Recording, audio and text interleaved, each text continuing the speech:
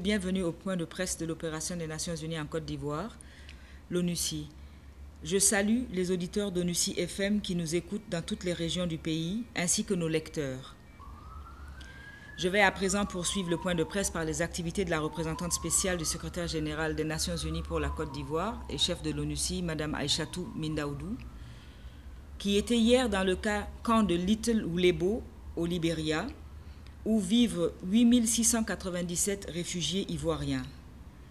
Cette rencontre d'échange avec les réfugiés du camp de Little Oulebo s'inscrit dans le cadre de la mise en œuvre de la résolution 2226-2015 qui recommande à l'ONUCI d'aider les autorités ivoiriennes à organiser le rapatriement librement consenti, sûr et durable des réfugiés et déplacés, en coopération avec les organisations humanitaires compétentes et de créer des conditions de sécurité propices à ce retour. La chef de l'ONUCI a reçu la présidente du Renouveau pour la paix et la concorde, Mme Henriette Lagou.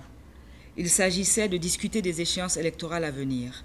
Mme Lagou a estimé qu'il est important de continuer les échanges afin de pouvoir aborder le cycle des élections qui continue avec les législatives et les communales. Le 27 novembre, la représentante spéciale était à Douékoué, où elle a procédé à la remise de la médaille des Nations Unies au casque bleu du 22e contingent marocain de l'ONUCI, basé dans la région ouest. À présent, j'en viens à la situation sécuritaire, qui est restée calme et sous contrôle sur l'ensemble du pays, en dépit d'un incident violent survenu le mardi 2 décembre vers 5 h du matin à Olodio, près de Tabou, à 180 km au nord de San Pedro, dans le sud-ouest de la Côte d'Ivoire. À l'occasion de cet incident violent, des assaillants non identifiés ont attaqué les forces républicaines de Côte d'Ivoire qui ont riposté. La situation est sous contrôle des forces républicaines de Côte d'Ivoire depuis hier matin. Un bataillon des casques bleus nigériens s'y est également déployé. L'ONUCI déplore cette attaque qui a entraîné la mort d'une dizaine de personnes, dont 6 FRCI et 4 assaillants, et fait 14 blessés qui ont été évacués par hélicoptère sur l'hôpital de San Pedro. Au niveau des activités civilo-militaires, durant les 2 dernières semaines, 416 800 litres d'eau potable ont été distribués aux populations des localités qui connaissent une pénurie d'eau. À présent, je voudrais vous présenter les activités de la composante de la police des Nations Unies, qui a effectué 1173 patrouilles simples, 302 patrouilles mixtes, une pôle et force locale, et 243 patrouilles conjointes.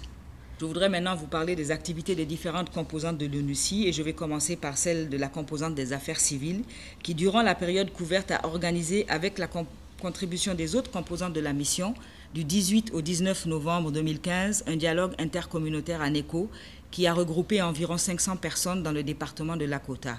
L'ONUCI a financé 86 projets à impact rapide depuis le 1er juillet 2015 pour une valeur totale de 1 121 757 504 francs CFA. J'en viens maintenant aux activités du Bureau de l'information publique qui commence aussi par une annonce.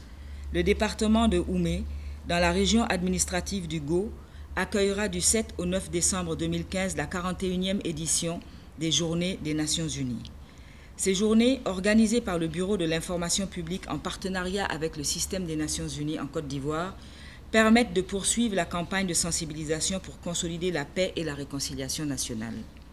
Il faut noter qu'après Oumé, les localités de Dimbokro, Blolequin, Bondoukou et Adzopé accueilleront les prochaines éditions des Journées des Nations Unies. Mesdames et messieurs, c'est ce que je voulais vous présenter aujourd'hui au titre des activités de l'ONUCI portant sur la période du 19 novembre au 2 décembre et en même temps au titre des annonces que je vous ai faites en début et en fin de ce point de presse.